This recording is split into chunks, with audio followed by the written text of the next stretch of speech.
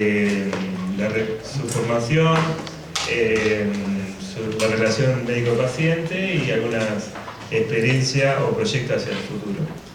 Mi nombre es Cristian, están conmigo Juan, Rocío y Lucía. Vamos a hacer la entrevista. Bueno, vamos a comenzar con la primera pregunta de rigor. ¿Cómo es tu nombre? ¿Cómo es tu nombre? Bueno, antes que nada, buenos días. Muchas gracias por la invitación. No sé qué tengo que agradecerles a ustedes o al profe. Entonces le agradezco a las dos, así no quedo mal con nadie. Mi nombre es José Luis Parmático, yo soy licenciado en terapia física. Hago la salvedad porque dentro de la formación de la ciencia de la rehabilitación hay varios títulos, pero que digamos, es la misma esencia, digamos, que puede ser licenciado en kinesiología, licenciado en fisioterapia o licenciado en terapia física. En mi caso, yo estudié en Buenos Aires, en la Universidad de Salvador. Me recibí hace bastante, no voy a decir cuánto. Y bueno, desde ese momento ejerzo acá en Viena. Bueno, esa es la presentación. Así que ustedes, chicos. ¿Por qué eligió esta carrera? ¿Sí? ¿Se escucha? ¿Se escucha? Sí. Me ponemos cómodos. ¿Puede ser? Bueno, ¿por qué elegí esta carrera? Qué buena pregunta. Muchas veces también me he preguntado en algunos momentos ¿qué hago acá? En realidad fue por una cuestión, yo hice el test vocacional cuando iba a quinto año, y me salió abogacía. En ese momento yo jugaba de manera profesional al básquet, tuve una lesión y caí en una kinesióloga que ya falleció, Graciela del Río. Y bueno, a partir de ese momento, digamos, me gustó, yo tenía siempre la idea de estudiar medicina o algo relacionado con la medicina. Entonces, en ese momento fue que decidí por la kinesiología, más que nada por la experiencia que había vivido en esa situación, más que nada por una cuestión también de mi vinculación con el deporte, quería también dar una mano y aparte a partir de ver que no era solamente curar o recuperar una lesión, sino que iba mucho más allá de eso. En mi caso particular tuve unas cuantas correcciones en cuanto a mi manera de jugar, en cuanto a algunas cuestiones que tengo con la prevención, que podemos hablar un poquito de eso. Así que bueno, eso fue más que nada lo que me decidió. ¿Cuántos años le llevó realizando? Me llevó 6 años. Estuve 5 años de estudio y 1 de boludeo. Pero digamos, bien, se boludeo bien. Lo que pasa es que bueno, tuve ahí era otra época, no vamos a entrar en detalles. Digamos, no había por ahí la facilidad que tienen ustedes hoy de relacionarse con el docente, no había posibilidad de diálogo. Entonces, bueno, yo a partir tuve ahí un cruce de palabras con una profesora mía, la traté bastante mal, reconozco, y bueno, ahí fue como que un poco me alejé, a eso me refiero con boludía, porque estaba boludear también, porque tenía 21 años, así que la hice en 6 años. ¿Le fue difícil? Me fue difícil el primer año. Tuve la ventaja de que... estoy dando la espalda, me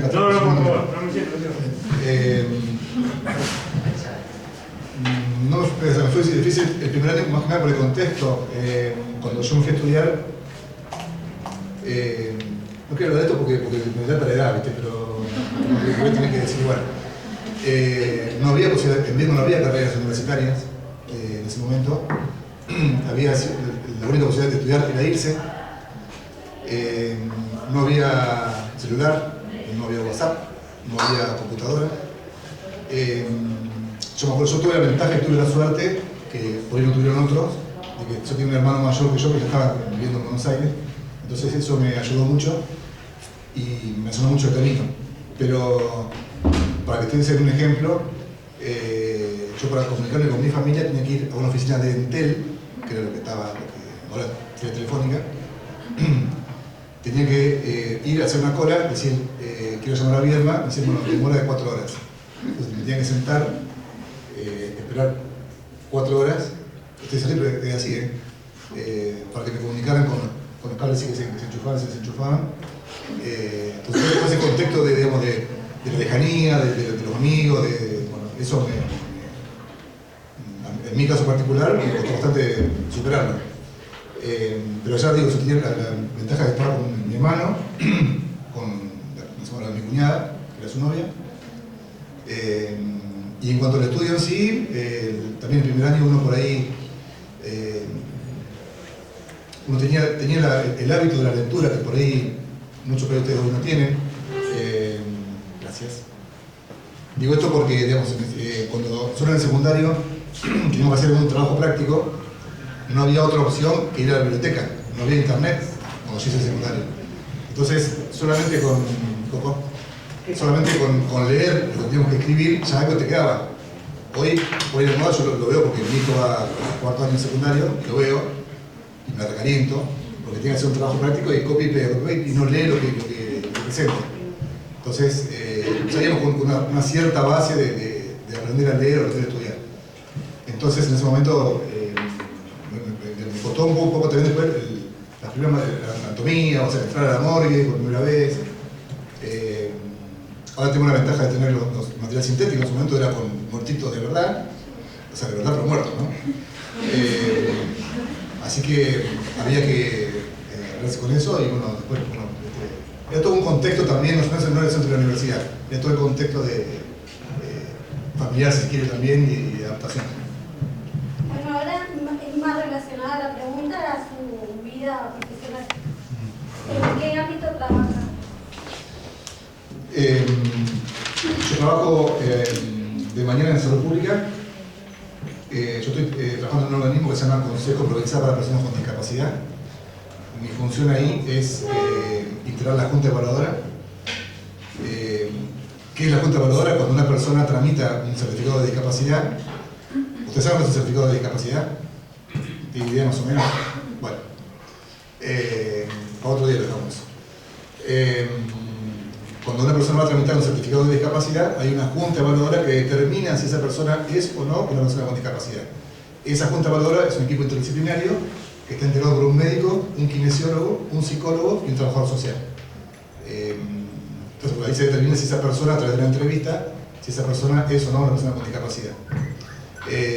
Detrás tengo mi consultorio particular. Yo soy socio hace 14 años de Daniela Polisi, que ustedes la conocen. Y bueno, y acá en la universidad. Hablando de eso, acá en la universidad yo estoy a cargo de 2 materias en tercer año, una es quiriofilaxia y la otra es módulo de atención primaria, así que espero verlos a todos en tercer año. ¿Qué patología atiende frecuentemente? En mi caso particular yo hago mucho todo lo que es la parte de traumatología y educación postural. O sea, en las consultas por ahí, no sé, poco me ayudará, 80% de la gente que viene es porque dice que tiene una contractura, porque algo me tiró, tengo un nudo, bueno, todas esas cosas que escuchamos a diario. Y en el caso particular me tomo más que nada la parte de traumatología, de rehabilitación y de la educación de patología de columna. ¿Algo más? ¿Alguien más quiere preguntar algo más? Sí, vamos a asociarlo a él también y después le van a hacer algunas preguntas más. Presentate. ¿Qué tal? ¿Qué tal? Buenos días. Disculpen que llegué tarde, pero... ¿Está bien? No, era presentarnos Cristian, Juan, Rocío y Lucía. La pregunta que vamos a hacer sobre tu formación, sobre la relación médico-paciente y sobre los proyectos hacia el futuro de la kinesiología. Bueno, sí. Bueno, tu nombre para que todos... Mi nombre es Leonardo Correa y bueno, soy kinesiólogo. Doy clase acá en la universidad y tengo mi trabajo privado también. Está bien. Bueno, elección de la carrera. ¿Por qué eligió esa carrera? Hace muchos años. En realidad tenía una vinculación con el deporte y creía que tenía 2 posibilidades de vincularme con la actividad deportiva, no estar alejada en ese entonces, y tenía profesorado de educación física y tenía kinesiología. Y Y bueno, opté por kinesiología y a partir, digamos, de segundo, tercer año, ya estaba en otro mundo que no era el que yo pensaba. ¿Cuántos años le llevó realizarlo? Me llevo, en la Universidad de Buenos Aires se hace un ciclo de nivelación básico que dura un año.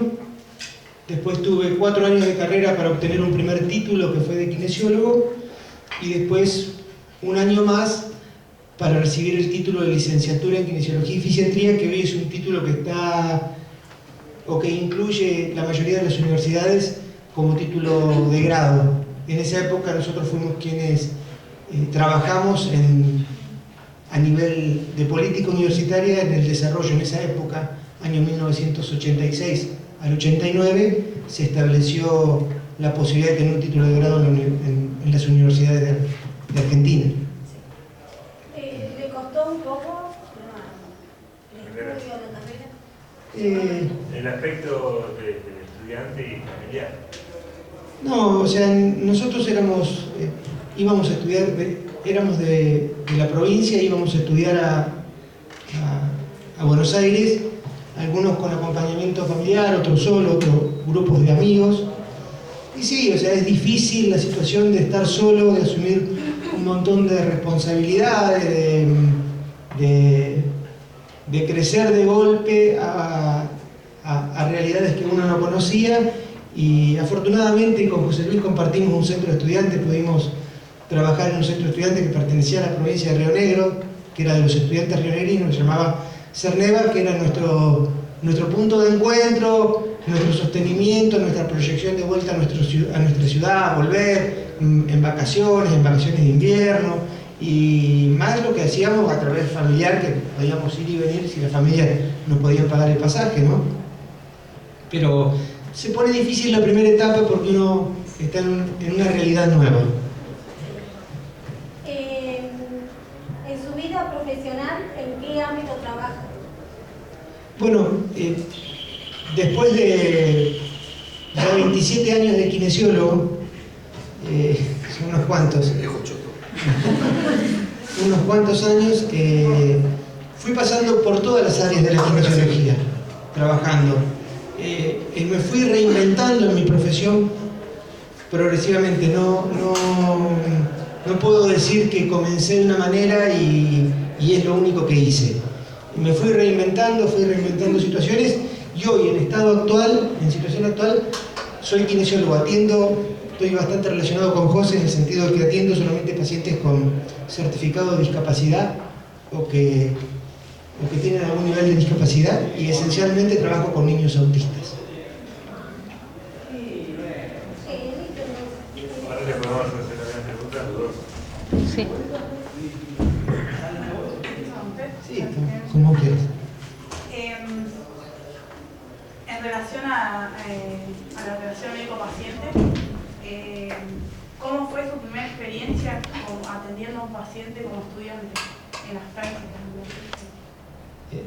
Mira, me cuesta mucho situarme en ese espacio temporal por la cantidad de tiempo. Es como que puedo dar una imagen media irreal de lo que pasaba en ese momento. De hablar prefiero, para no confundir, prefiero hablar de la relación que tengo hoy con el paciente, pero de todas maneras solamente recuerdo mucha necesidad de hacer caso a mis docentes, a los profesores con los que yo estaba a cargo, cumplir, sería por mi perfil psicológico competitivo quizás en ese entonces, de tratar de ser mejor que otros o saber un poquito más que otro para interactuar con los pacientes y quedar siempre bien parado, pero no tanto recuerdo la relación con el paciente en sí, como que yo tenía un vínculo de conexión con el docente que estaba a cargo, y ese docente me guiaba y yo respondía o trataba de conformar al docente y no tanto al paciente cuando era alumno. Una pregunta para vos. Estoy tratando de hacer memoria. Viste que no eras tan joven. Me cayó la ficha. Un poco justo acerca la invitación y justo vimos nosotros dos que somos amigos de hace muchos años, desde la época que éramos estudiantes, y además yo siempre lo digo y siempre lo reconozco y siempre lo agradezco. Yo cuando decidí volver a Viedma a trabajar, Coco me dio una mano muy grande y eso yo siempre lo recuerdo y siempre se lo reconozco. Así que aprovecho otra vez para agradecértelo por pensar que han pasado muchos años. Lo que me acuerdo, o sea, un poco coincido con él, o sea, uno cuando empezaron lo que se llaman las rotaciones, uno empezaba al principio a ir a mirar, porque una cosa es lo que uno ve en el Power o en la clase, y otra cosa ver un tipo de verdad, un rango de verdad, como decíamos nosotros. Entonces, y eso, digamos, siempre uno estaba todo el tiempo siendo evaluado por el supervisor. O sea, nosotros íbamos a un lugar, aparte de la universidad, se empezaba, digamos, en una ciudad como Buenos Aires había muchísimos lugares para ir a rotar. Entonces, en el ambiente de la universidad uno ya sabía, no te tocó, en tal lado, ahí estás en Costa, allá, no se repiola. Entonces uno ya buscaba tratar de ir a donde tenía la referencia de que era más piola, ¿no? Y uno siempre trataba de conformar al docente. O sea, digamos, cuando uno tenía un docente de una cátedra en la universidad o en la clase, y después tenía otro en el hospital. O sea, en el hospital era uno que trabajaba ahí, que generalmente tenía muy pocas ganas de recibir alumnos. Entonces uno trataba de conformar a esa persona y generalmente tratando de decir lo que el profesor quería escuchar y no lo que uno veía por ahí. Si bien uno por ahí cuando recién empieza tiene poco criterio, pero empieza a ver otras cuestiones que no solamente... Ahí uno empieza a ver, yo empecé a descubrir y a entender que no solamente es una cirugía de rodilla o una cirugía de cadera o una ACV, sino que atrás de eso hay toda una cuestión también familiar que también tiene mucho que ver con su recuperación. Pero básicamente, digamos, mi recuerdo es ese, ¿no? De irlo con mucho miedo, y porque yo quería probar, o sea, el miedo era que te bollaran, entonces trataba de no hacer ninguna macana.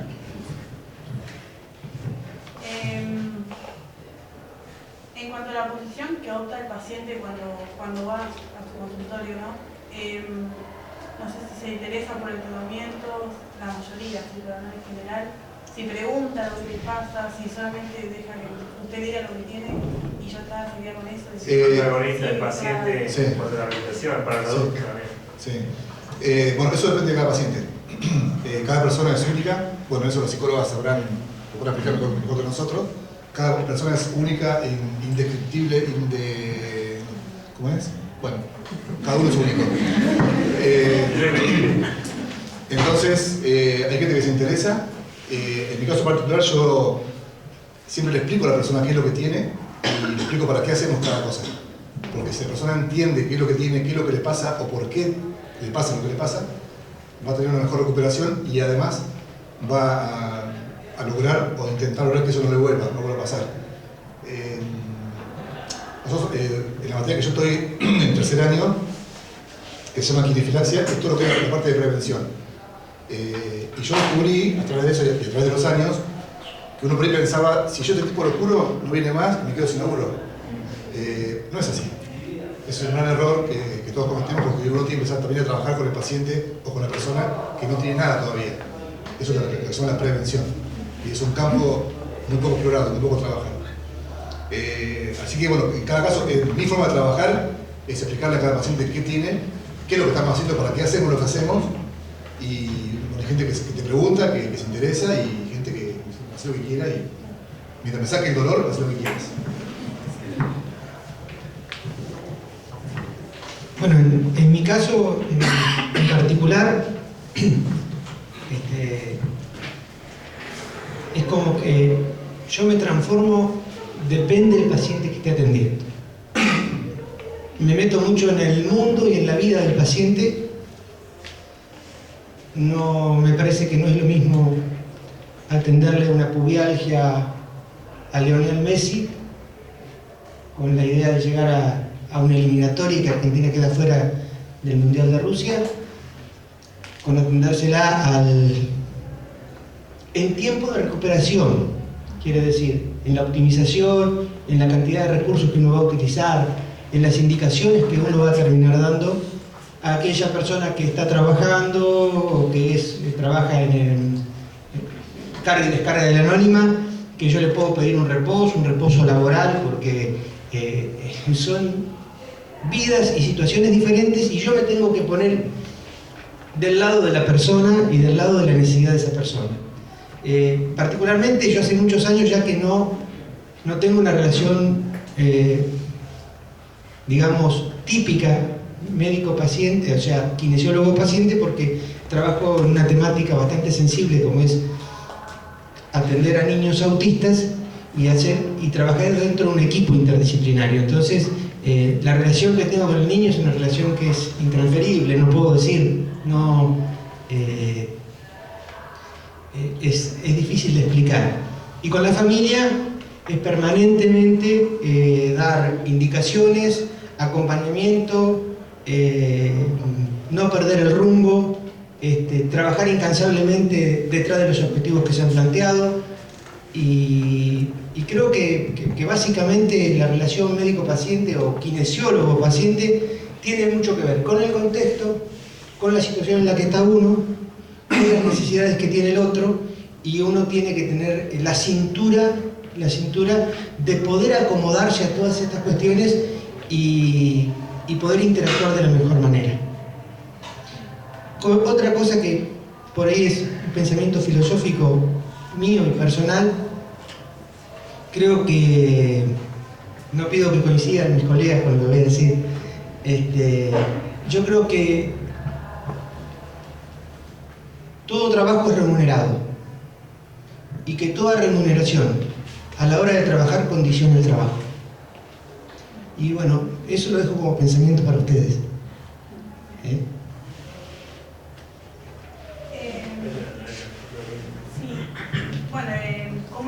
¿Cómo influye a los familiares o al entorno del paciente en la rehabilitación? No, pero en el caso particular del autismo o de los niños que tienen alguna discapacidad intelectual con los cuales yo trabajo, prácticamente yo trabajo en una triada que es escuela, familia y terapeutas. Y se trabaja en ese circuito y se van viendo las necesidades del momento. Y se van resolviendo las necesidades del momento. Siempre está incluida, no hay forma de no incluir a la familia y de no incluir a la escuela.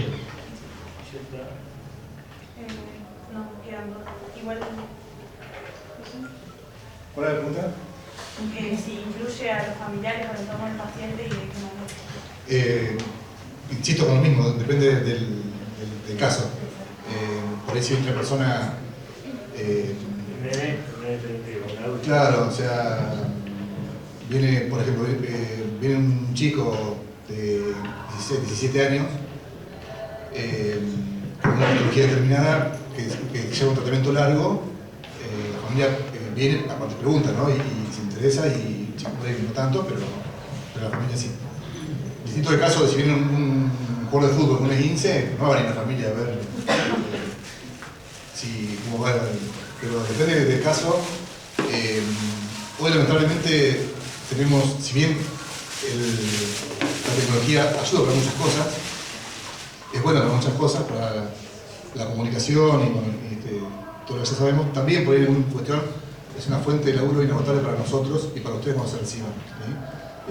Antes cuando uno hablaba de dolor, hablaba de la gente grande, o sea, el dolor tiene los viejos, ¿cierto? No, ahora no, ahora el dolor tiene los jóvenes. Entonces, ya de chiquitos, nosotros cuando éramos chicos, salíamos de la escuela, y yo siempre digo, ¿no?, que uno no extraña lo que no conoce, ¿cierto? Entonces salíamos de la escuela y dejamos porque ni siquiera había mochila, había portafolio,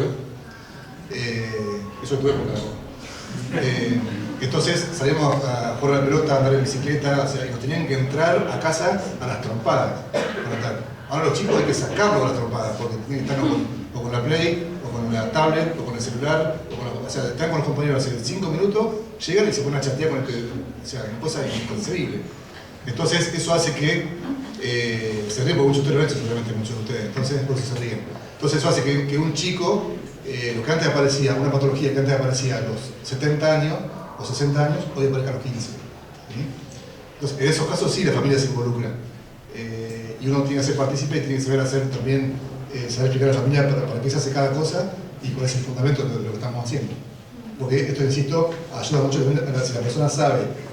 Si uno hace un trabajo, por ejemplo, de educación postural, que es bastante aburrido, para un chico, un adolescente, un joven, dice, oh, este plomo otra vez.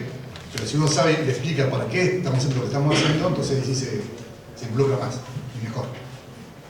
Bueno, referir a eso de explicar lo que el paciente tiene, ¿no? Sí. Nuestra pregunta es qué vocabulario utiliza.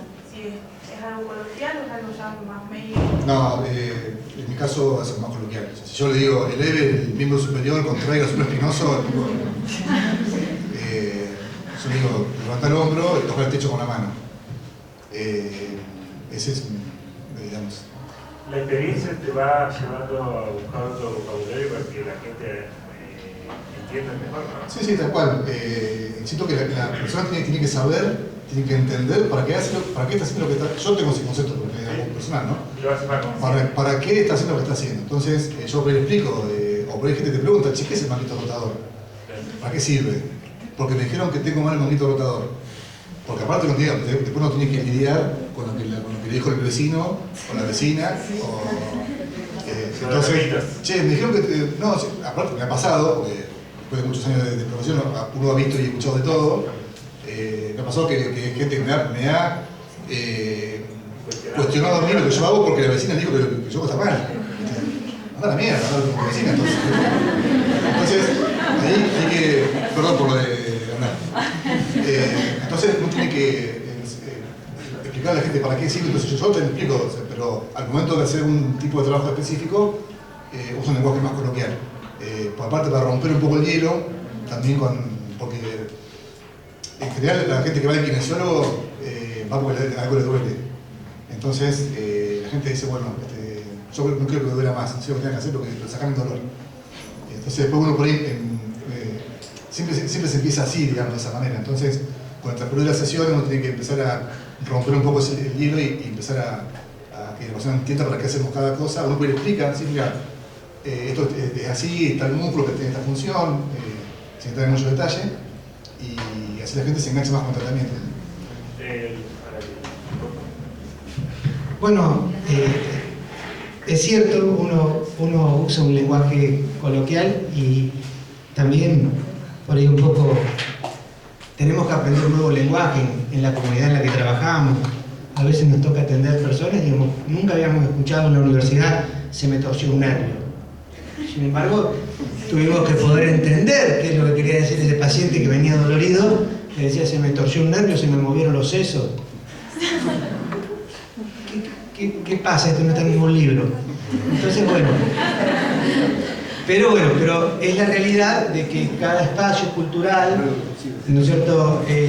Cada lugar tiene su dialecto, tiene su forma de hablar, tiene su cultura, y nosotros nos insertamos a laborar después de venir de una ciudad, de Buenos Aires, de estudiar, estar muchos años en Buenos Aires y nos encontramos con otra realidad, porque atendemos a un paciente de Guardia Mitre, o atendemos a un paciente de la línea sur, o atendemos a un paciente de un barrio, y tiene una visión de su problema y una conversación de su problema, y nosotros nos adaptamos y empezamos a entender qué es lo que nos quiere decir y qué es lo que le está pasando. Y a veces también hay que decir y sincerar que cuando nos hinchan un poco o nos provocan, sí utilizamos lenguajes difíciles para marcar la diferencia con el otro, para que no nos invada el lugar.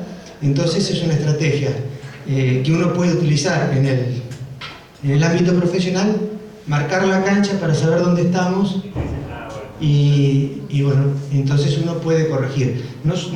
Es la estrategia que dice José Luis, es la real, es la que uno quiere que el otro entienda, que el otro conozca, hacernos entender y que las cosas se sucedan en pos del...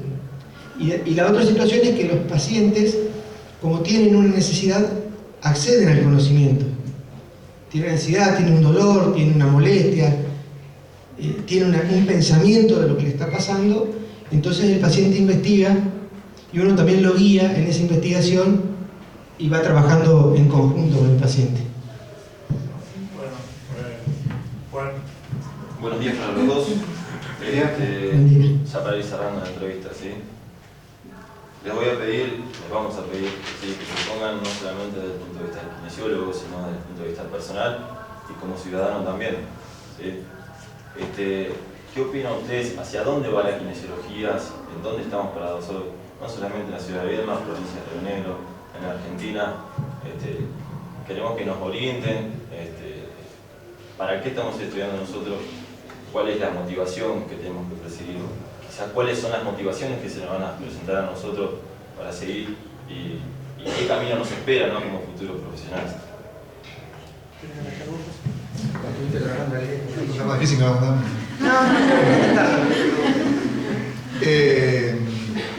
Bueno, seguramente a todos ustedes, a la gran mayoría les ha pasado que cuando eligen esta carrera y hablan con algún familiar, algún amigo, dicen: che, ¿qué va a estudiar? Kinesiología. Ah, va a hacer masaje. ¿Pasó eso o no pasó? Porque hay todavía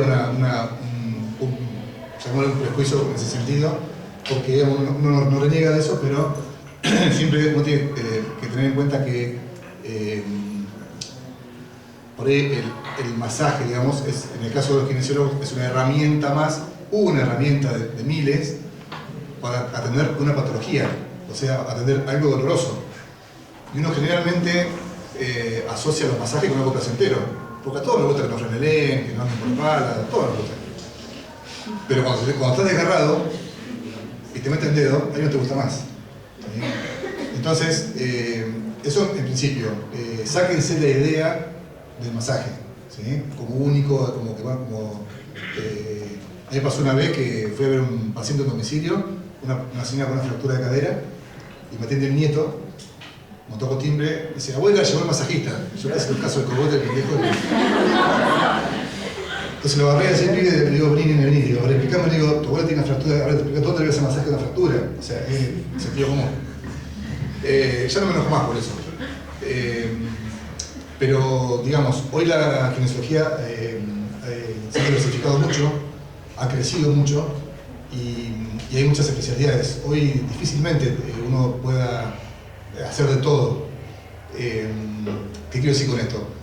Yo me acuerdo una vez, fui a un congreso y tenía un compañero de facultad que se dedicaba a hacer quemados, pacientes quemados. Entonces me dice: ¿por qué no haces vos pacientes quemados? Me decía. Digo: pues yo trabajo en Viedma. Digo, si yo me dedico a hacer pacientes quemados, voy a ver un paciente por año, si lo veo. Entonces uno también tiene que adaptarse al lugar donde está viviendo. Con el paso del tiempo, por suerte, hoy la kinesiología se ha ido diversificando y se ha ido especializando en justamente especialidades. Entonces, hoy por ahí en los hospitales, en las clínicas, en la terapia, hay un kinesiólogo que es el que maneja la vía aérea del paciente traumatizado, paciente con traqueotomía, y lo maneja únicamente el kinesiólogo, pero para estar ahí hay que hacer, una vez que se reciben de kinesiólogos, hay que hacer un curso de 2 años, ¿sí?, para que ahí, y con ese curso hecho no te toman porque sos kinesiólogo, te toman sin ese curso, ¿sí?, que es que te necesitas para estar en una terapia, ¿sí? Eso por un lado. Podés dedicarte a la parte de traumatología, podés dedicarte a la parte de la educación postural, podés dedicarte a la parte del neurodesarrollo, al autismo, lo que hace Coco, ¿sí?, cosa que hace 10 años era impensado que un kinesiólogo trabaje con chicos autistas.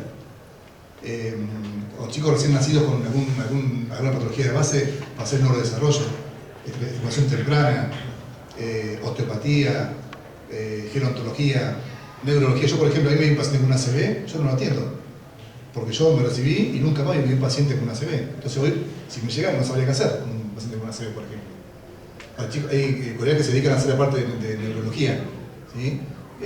Y hoy, se lo ha hablado en Viedma, hacer algo, a mi modo de ver, maravilloso, que se ha armado un grupo. Entonces, ¿quién atiende pacientes a domicilio? Yo. Entonces, la derivación, cosa que hasta hace poco era impensado que entre los kinesiólogos haya derivación, ¿sí? Entonces, bueno, cada uno hoy, hay 2 chicas que hacen la parte de kinesiología vestibular, todo lo que tiene con mareo, vértigo, ¿sí? Es una especialidad más que está con mucho auge ahora, y acá solo te lo hacen 2 colegas, nada más. Entonces, por ahí uno viene paciente, por ejemplo, paciente mareado o con vértigo. Puede ser que sea una cuestión cervical, ¿sí? ¿Qué hacemos hoy en día? Tenemos la parte cervical, si se quiere, o la parte muscular del el cuello, y si no mejora, lo derivamos al cáncer vestibular. ¿Sí? Entonces hoy tenemos en todas las ramas de la kinesiología tenemos en Viedma un kinesiólogo que se dedica, por lo menos uno, que se dedica a eso que nosotros no sabemos hacer.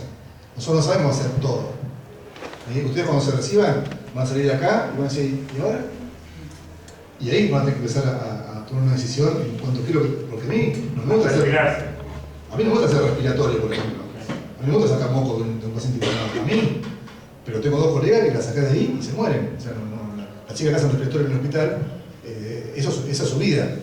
A mí me gusta más la parte de traumatología, la parte deportiva, pero eso va con el gusto de cada uno. ¿Ustedes, hay chicos que son de afuera o son todos de acá de Viedma? ¿Hay también de afuera? Bueno, cuando llegan a sus lugares y que vuelven, podrán hacer algo para que les ayude a salir del paso, ¿sí? Pero siempre van a tener herramientas para atender lo que sea.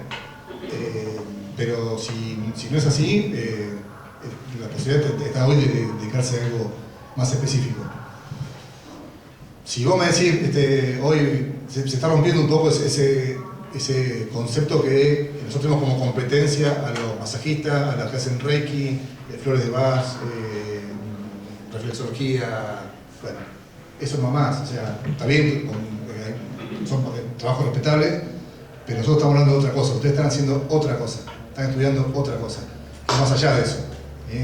Ustedes van a resolver un problema a un paciente, ¿sí? Se van a resolver la cuestión, porque aparte vos a ustedes de psicólogo también, porque si un paciente viene con dolor, yo les puedo asegurar que si ese día ese paciente se quedó sin trabajo, se peleó con la novia, ¿sí? Seguro que le duele más. Siempre la causa de todos son las mujeres, siempre. Pero, no, hablando en serio, eligieron una profesión muy linda, que les va a abrir muchas puertas, y van a tener trabajo siempre, a lo que se dediquen, y no se formen con la idea de que si usted a un paciente el problema se lo resuelven, eso lo vamos a ver después cuando nos vemos en tercer año, cuando, insisto, espero que nos vemos todos otra vez. Ahí vamos a ver por qué es importante ver a una persona que no tiene nada. ¿Sí? Así que miren si tienen campo para trabajar. Bueno, un poco con el desarrollo a la pregunta que hiciste, la kinesiología es una ciencia que ha ido transformándose, evolucionando y tomando una posición en la sociedad. ¿Qué significa esto? Nosotros teníamos claro que cuando nos entraba una azulita en el ojo, o nos lastimaba la vista, o nos dolía un ojo, íbamos a un oculista, que es un médico que hizo una especialidad en oftalmología, y entonces teníamos claro, y si teníamos un problema en la piel íbamos al dermatólogo, pero no teníamos hace un par de años claro cuándo teníamos que ir al kinesiólogo. Bueno, eso ya se viene resolviendo a nivel social, y la gente sabe cuál es el rol del kinesiólogo en esta comunidad y qué función cumple el kinesiólogo. Ahora, en función de esto, Argentina hace un gran salto en el año 2006. ¿Por qué hace un gran salto en el año 2006? Porque el Congreso de Argentina, los diputados, ¿no?, deciden en el Congreso de Costa Rica, es la Convención de Costa Rica del 2006, Argentina toma a esta convención como algo propia y a partir de eso determina que todos los ciudadanos de Argentina que padecen algún nivel de discapacidad tienen derecho a ser atendidos y tienen la prestación paga que necesitan. Entre esas prestaciones está la kinesiología. Es de ahí la importancia de los certificados de discapacidad, que por un lado las personas los necesitan para poder llevar adelante sus terapias y curar a sus familiares y autocurarse, ¿no es cierto? Y por otro lado, el abuso que se puede hacer de un uso de una documentación, por eso hay lugares o sectores que tienen que controlar quiénes pueden o deben tener un certificado de discapacidad. ¿Qué significa esto? Esto significa que si nosotros, como kinesiólogos, que ejecutamos una práctica, una orden de un médico que dice que debemos hacer una determinada cuestión, ya, si tenemos un certificado de discapacidad, tenemos la cobertura del Estado. Si el Estado nos va a pagar. Y esto hace que la profesión tenga un cierto nivel de rentabilidad, ¿sí? Porque si yo debo hacer una atención porque tengo un problema, yo puedo elegir. Si nadie me lo paga, me lo pago de mi bolsillo, yo elijo con quién, en dónde y cómo. Y puedo terminar haciendo flores de Bach o puedo terminar haciendo medicina alternativa. Pero si el Estado me paga, el Estado me va a guiar quién debe y en qué forma me deben hacer una prestación para mi restablecimiento. Dentro de ese paquete del Convenio de Costa Rica del 2006 entran las prestaciones de kinesiología. Y la realidad de todos los kinesiólogos de la Argentina cambió. ¿Sí? Entonces, hoy en día, todo paciente discapacitado se entiende por Organización Mundial de la Salud que el 10% de la población tiene algún nivel de discapacidad y que un porcentaje de ese 10% tiene discapacidad sensitiva, otra motora, etcétera, etcétera, etcétera. Por lo tanto, es mucha la cantidad de gente que hoy necesita y debe ser atendida. Y no alcanzan la cantidad de kinesiólogos que hay en este país para atender a todas las personas que necesitan, de alguna manera, recibir prestación de kinesiología. Por hoy, esa es la realidad actual de la kinesiología, que era una parte de la pregunta, ¿no? También esto tiene que ver con otro convenio en el año 2000, con otra convención, la Convención de Alma, en donde la humanidad dijo que todas las personas del planeta debían tener derecho a la rehabilitación. Eso sucedió en el año 2000. Todavía no se ha podido cumplir, pero las naciones progresivamente van firmando convenios y van modificando la situación actual de cada profesión. ¿Sí? Hoy en la Argentina tenemos esa situación en lo particular. Creo que los kinesiólogos, hay una serie o una cantidad de kinesiólogos, como dijo José, que se dedican a trabajar de una manera, otros a trabajar otros, pero sí lo que queda claro es que los únicos que podemos trabajar en rehabilitación motora con pacientes discapacitados somos los kinesiólogos. Por lo tanto, debemos de alguna u otra manera, porque todos hemos accedido cuando recibimos el título a tener un juramento hipocrático y decir que nos tenemos que hacer cargo, yo comparto con José, pero si él no le quedara opción de tener que atender a esa persona, porque no hay otro que lo pueda atender, ¿sí? Tenemos un deber moral de tener que atenderlo. Pero se busca la estrategia, que atienda el que sabe, el que puede, el que está en el tema, pero no vamos a poder no atender. Esta es una profesión altruista, es una profesión de ayudar al otro, ¿sí? Y manejamos una ciencia en donde no otros profesionales pueden involucrarse. Por lo tanto, en la realidad de la kinesiología, esta es una ciencia en ascenso, es una ciencia que está en crecimiento, en que hoy se está ubicando espacialmente en la comunidad, que era lo que le faltaba hace un par de años a la kinesiología. Y nada, creo que no mucho más para contarles de esto, así que gracias por habernos invitado. Gracias.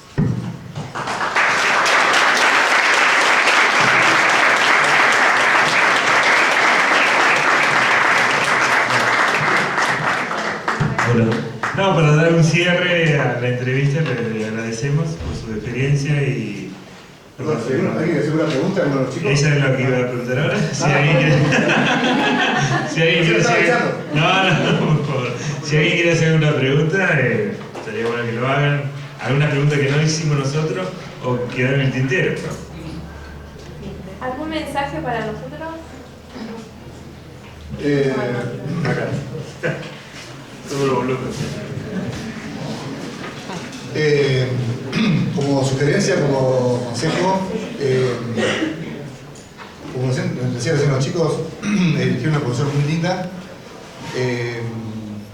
Quiero rescatar, porque a mí se me pasó lo que dijo Coco recién, es una profesión donde ustedes van a ayudar al otro, ustedes van a hacer que los demás caminen, ustedes van a hacer que los demás vuelvan a su actividad normal, ustedes van a tener una función importantísima no solamente dentro de la vida de esa persona, sino en la de su familia y en definitiva en la sociedad.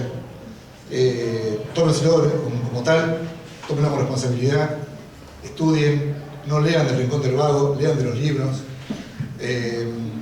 estudien, prepárense, porque realmente van a tener mucho trabajo y van a tener un rol en la sociedad y dentro del equipo médico fundamental. Bueno. ¿Alguno más? Yo, una más. Dale. ¿Qué cambiaría de la profesión? No,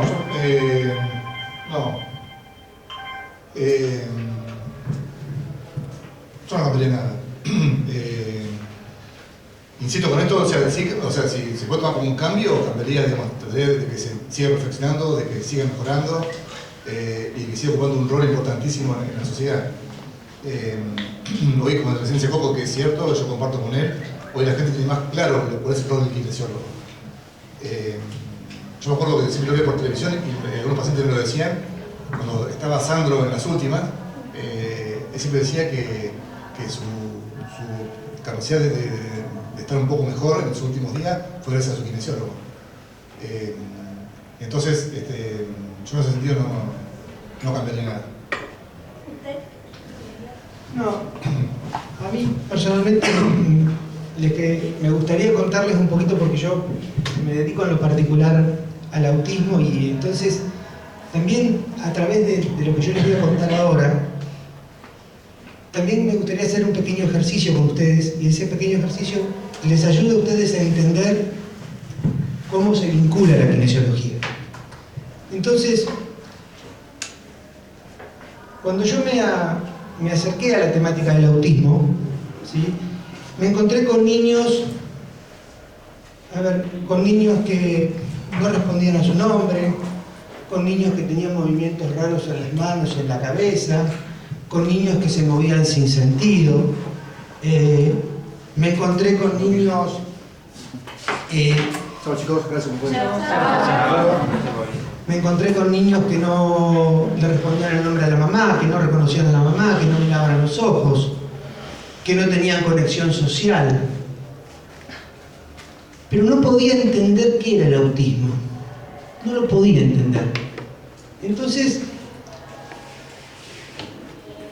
no voy a decir que lo que yo les voy a hacer ahora va a ser entender el autismo, pero se van a llevar una idea. Y se van a dar una idea de cómo obramos los kinesiólogos y cómo debemos obrar para poder ayudar a los demás. Si nosotros pensamos que en esta mesa está caminando una hormiga, ¿se la imaginan? La hormiga puede caminar sobre la mesa, sobre el costado de la mesa y debajo de la mesa. Y puede recorrer todo el recorrido de la superficie de esta mesa. 1, 2 o 3, porque nunca andan solas. Ahora, imaginémonos nosotros, vamos a cerrar los ojos todos, ¿sí? Cerramos los ojos y empezamos a caminar sobre una cuerda como si fuéramos un equilibrista. Imagínense, caminamos hacia adelante y caminamos hacia atrás. Pero sabemos que si nos vamos para un costado, nos caemos al vacío, y si nos vamos para el otro costado, nos caemos al vacío. Pero, como tenemos mucha imaginación, nos ponemos el traje de Superman, estamos haciendo equilibrio y podemos empezar a volar. Podemos volar, damos una vuelta, miramos el espacio, llegamos a la cuerda y nos volvemos a parar arriba de la cuerda y volvemos a caminar hacia adelante y hacia atrás. Bueno, ¿por qué esta imagen? Porque yo entiendo el autismo como a las hormigas. Las hormigas pueden caminar por debajo, por arriba. pero no pueden imaginarse lo que quieren hacer. Nosotros tenemos la capacidad de poder imaginar, proyectar, y a través de esa imaginación y esa proyección hacemos cosas. ¿Sí? Esa es la diferencia entre un niño autista y un niño que no es autista. La posibilidad de poder imaginar y de poder anticipar y tener un buen pensamiento abstracto para lograr cosas y desarrollarse en su vida. Quédense con esa imagen, porque se van a encontrar muchas veces con el autismo.